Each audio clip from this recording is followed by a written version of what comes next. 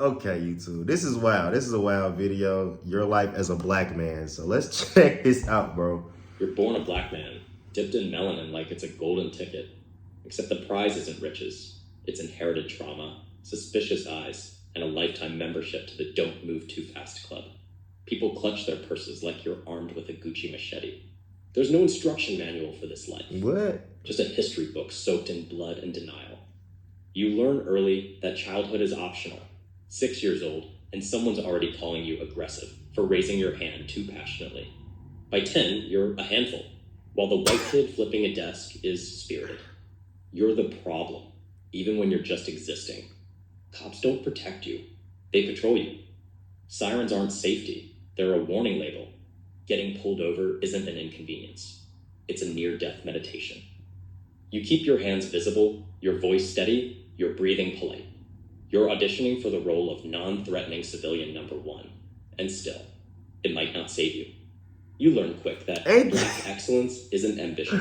What type of conditioned video is this? What the fuck? Who told this nigga this with black life like? Average isn't allowed. Mediocrity is a luxury you can't afford. You run. I wonder what the life as a white man feel like. Because one slip and suddenly you're threatening, ghetto, or intimidating. Mess up once, and congratulations. You've become a walking stereotype.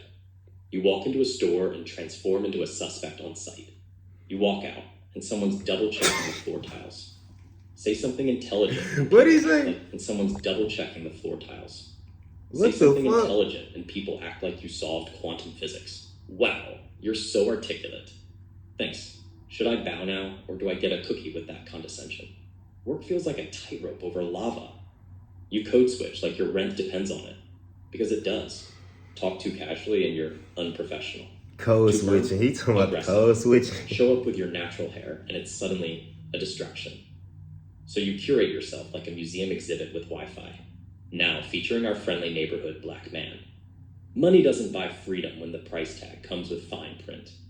You finally make some, and people act like you've escaped the system.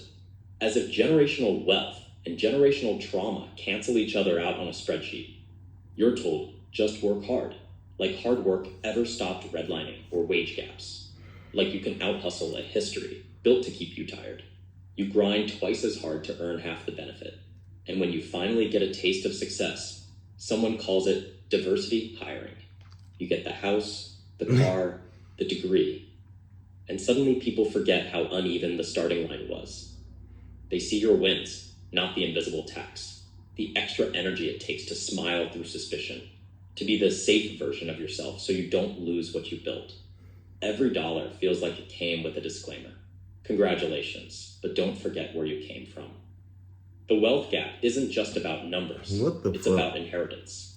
Some families pass down property, yours passes down warnings. They get trust funds, you get trust issues. Their granddad left them land. Yours left a survival guide. And when you do, people... What the fuck is this, bro? Suddenly treat you like a symbol, not a person. How did I stumble across this shit? Exceptional. Proof that I know anyone how can I make did. it. They hold you up like a trophy to deny the system. I won't let you know my sauce, how I find these videos. Outrun. Because if you made it, that means racism must be solved, right? No, it just means you figured out how to swim while handcuffed. Try talking about money in your community, and it's complicated. You want to invest, but where? Banks that still deny your uncle's loan. Developers who bulldozed your grandma's block. You want to build wealth, but gentrification means your old neighborhood can't afford your success story. You realize success doesn't protect you. It just changes the scenery. The security guard at the luxury store still follows you. The cop still runs your plates. The system doesn't care what's in your wallet, just what's in your skin. They told you money can't buy happiness. They forgot to mention it can't buy safety either. On screen, your choices are thug, sidekick, or tragedy. Survive 15 minutes in a horror movie and it's called representation. The moment a show dares to portray black people just existing. Critics call it too urban. Because apparently, dragons are relatable.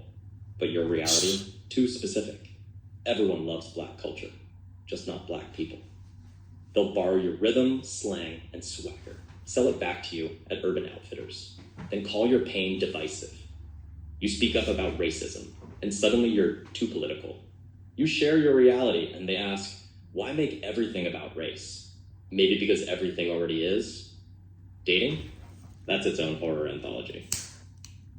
I've never been with a black guy before, they whisper, like you're an exotic experiment. You're not like other black men, they say. Translation. You fit my prejudice just enough to make me comfortable. What the hell is he talking Keep about? all your passwords safe. Something's telling me that the nigga who wrote this, where the hell did he get this idea? Congratulations, you're now a fetish wrapped in melanin. You're always too black, or not black enough. There's no winning dosage. Too polished, sellout. Too raw, angry. You can't just be, you have to balance identity like it's a chemistry experiment. And God forbid you mention racism. Suddenly Karen's colorblind. I don't see color, she says. Cool. Neither did the hiring manager, apparently. The system sees it, though. Job apps, loan forms, jury boxes, dating profiles.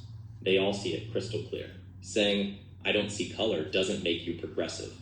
It makes you part of the problem. School teaches you slavery like it was a weekend inconvenience. MLK gets reduced to a soundbite, Rosa Parks becomes the lady who wanted to sit, and rebellion gets rewritten as politeness. They skip redlining. COINTELPRO, mass incarceration, the whole systemic demolition project.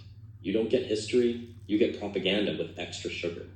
Even your neighborhood breathes. Now, he definitely hit it on the nose right there. We definitely don't get told about the COINTELPRO, the redlining. We don't get told about certain shit to where, nigga, you like, damn, nigga, they been doing a whole lot of crazy shit. Factories and landfills line your block like toxic wallpaper. Asthma isn't genetic. It's environmental warfare. If this were a suburb, they'd call it a national emergency. Here, it's just the hood. You're told to forgive before the blood dries. A celebrity says the N-word and the world asks you to be graceful. A cop kills a man on camera, and people tell you to stay peaceful. March quietly? You're not doing enough. March loudly? You're doing too much. Riot? See, this is why we can't take you seriously. Meanwhile, white kids set couches on fire after football games. School spirit. Even joy gets policed. Laugh too loud, threatening. Dress too bright. Hood. Celebrate your culture. Reverse racism. You dance and they copy. I gotta see the white man. Protest and they demonize. You succeed and it's affirmative action. You fail and it's expected. Therapy? That's a luxury and a scavenger hunt. Find one who actually gets it and guard them like they're made of platinum. Most will say, try not to think about race. That's like telling a fish to ignore the ocean. They don't understand that your trauma isn't a single wound. It's a lifetime of paper cuts that never heal. Even in death, the system spins the story. Your mugshot gets airtime, your killer gets a graduation photo. Justice isn't blind. It's biased, tired, and somehow always investigating. And when it fails you, people shrug like equality was a suggestion. You're told to be grateful for surviving what you shouldn't have had to. You're told I want to see the white man, boy. What the hell? While it's mugging your present. You're told not all white people, as if that erases the system that benefits them anyway. And yet, despite it all, you laugh, you love, you build, you turn pain. Why he got it with a white girl? What type of systematic shit is he going with? Like, nigga, that's not, what the fuck? Into art, exhaustion into excellence. You exist like defiance itself. Because being a black man in this world, it's not weakness. It's power. Then you got sucks to be a black woman. All right. That's my reaction, I guess. But that shit is wild. Let's see his white man perspective. That shit crazy as hell.